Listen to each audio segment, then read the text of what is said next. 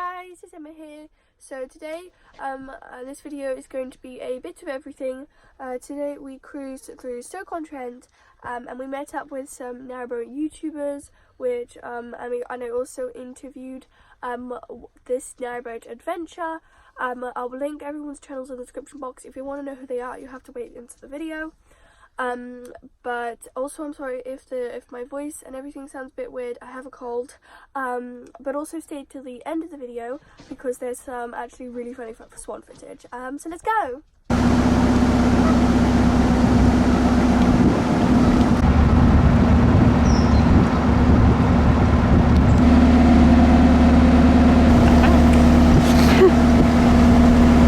Oh my goodness, yes, what a world. I'm never going on. Ma. That looks like a death trap.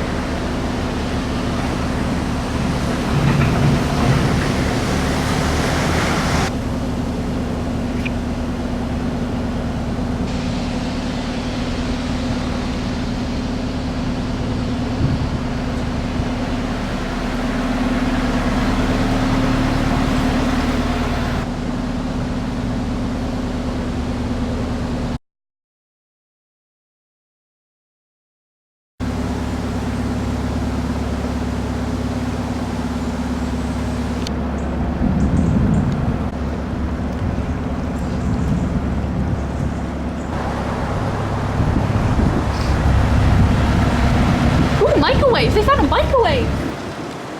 Darn, I wish I did that. So we met up with some narrowboat YouTubers. This is Narrowboat Chef and their adorable dog Pixel. They're really cool, and if you haven't checked out their channel, you definitely should. It'll be linked in the description box. I absolutely love their videos, and they are kind of new to YouTube like me. So I definitely recommend you go and watch them. I love their videos, and especially your dog. Your dog is adorable. Please let me steal him. I love you, Pixel.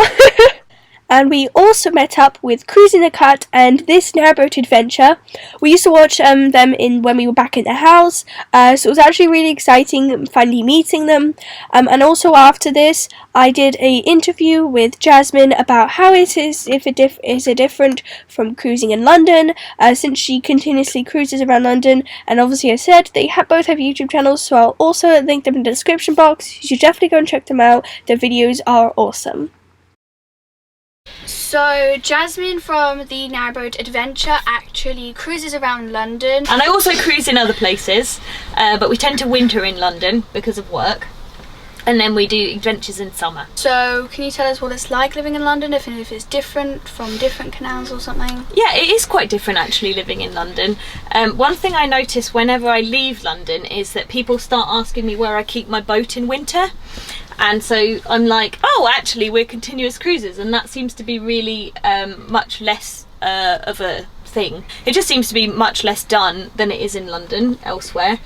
I think the community in London is quite different. Like, I know that if I go anywhere in London, I will probably find a boater somewhere that I've met before, because there's a lot of people who live and work in London. There's a lot younger people on boats, present company excluded of course, but it does tend to mean that people are kind of tied into being in certain places at certain times for work. Although most people, I think, like us, do leave at different points in the year to go on adventures, but there, yeah, and also there's like community events a lot more in London. So there's like the village butty, which is like the village hall boat, and there's also like a lot of the business boats that kind of like, there's a fair few of them that will winter in London, and then they'll summer going around all the different markets throughout the summer in different parts of the country. So yeah, I think there's quite a different vibe. So in London, are the resources like the facilities of bins, water, Elsons and pump outs and everything, are they harder to find there? So it seems to be London is basically exactly half of it is very difficult and half of it is really easy, which is why if you go to London you'll find now here's where I get a bit dyslexic, so this left side, that's West London or East London? I think it's West. So West London, there's from Paddington to Uxbridge, there's only one place where you can do your toilets and your water, and you have to pay like £5 or something to empty your each cassette. And it's because it's a private place, there isn't any facilities between those 2 points really, apart from if you go down to Brentford, but then you have to do 7 locks to get down to Brentford to the facilities. Whereas in East London, from Paddington East, there's facilities like so regularly, like there's really never a situation where it would be a difficult thing in East London to get to facilities. You could probably walk your toilets to pretty much a facility from anywhere in East London, whereas in West London there isn't, which is why you find everybody in London is gathered in East London.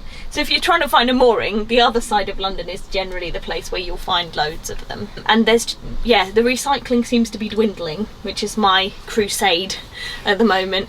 We're seeing less and less recycling bins at the bins and more just mixed, which is a bit upsetting to me. We end up carrying recycling a very long time.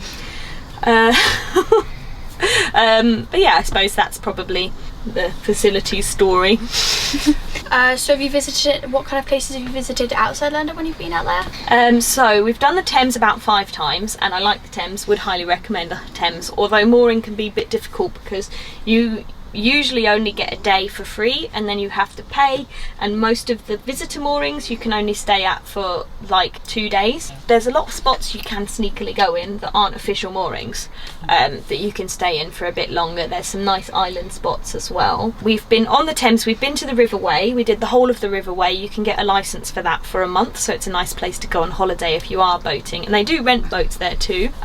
We did Oxford last year. We did up the River Lee and the River Stort this year.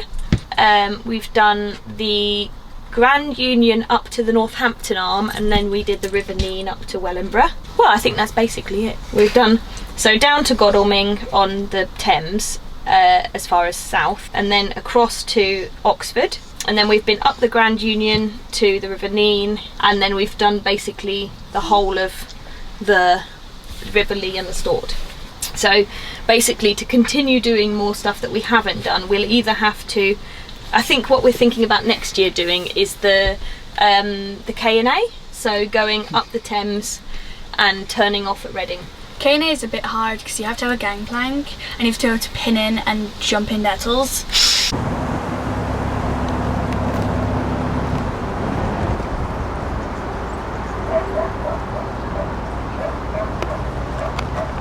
Oh my goodness, oh my goodness.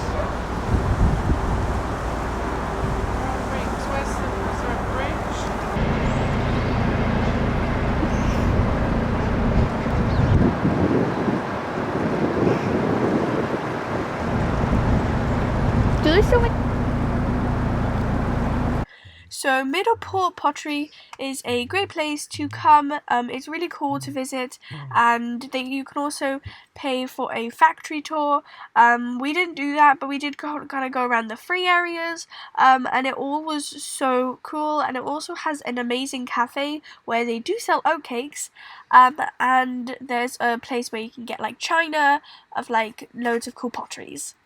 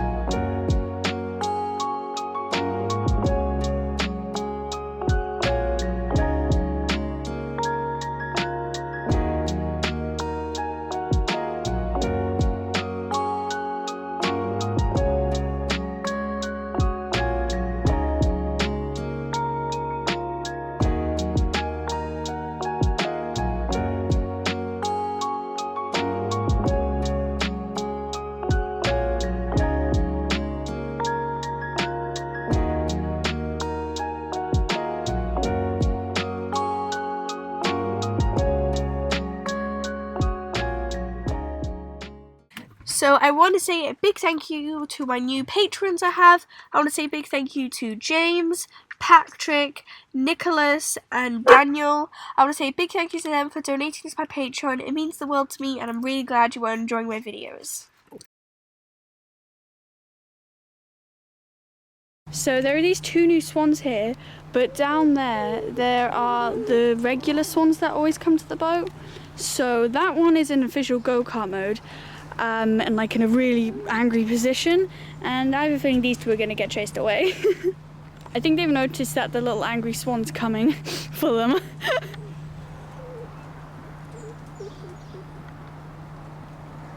Swans are really territorial, so especially if they have a family, so if 2 new swans come, then you bet that the other one, the home one, is gonna chase them away.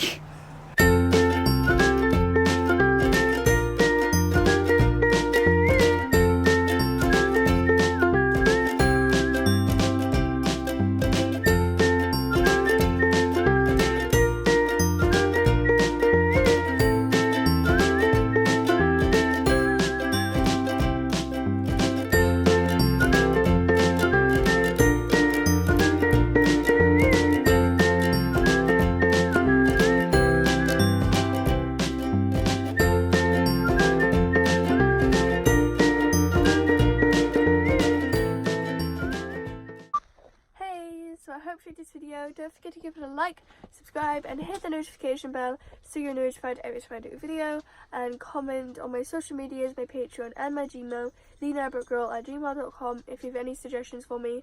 And I also do have a canal post address if you would like to send me your letters. But yeah, see you later, bye.